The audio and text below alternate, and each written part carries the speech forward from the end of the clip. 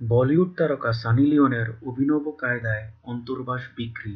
বলিউড তারকা সানি লিওন তার নিজস্ব ব্র্যান্ডের পোশাক, অন্তর্বাস ও সুগন্ধির মার্কেটিংয়ের জন্য এক অভিনব পন্থা অবলম্বন করেছেন। খুব শিগগিরই তার লাস্ট ব্র্যান্ডের পারফিউম, পোশাক ও অন্তর্বাস মিলবে স্পাইস জেটের বিমানে। অজয় সিংহের বিমান সংস্থার ব্র্যান্ডিং ও মার্কেটিং স্ট্র্যাটেজির ওপরে আস্থা রাখছেন সাবেক এই পর্ন তারকা।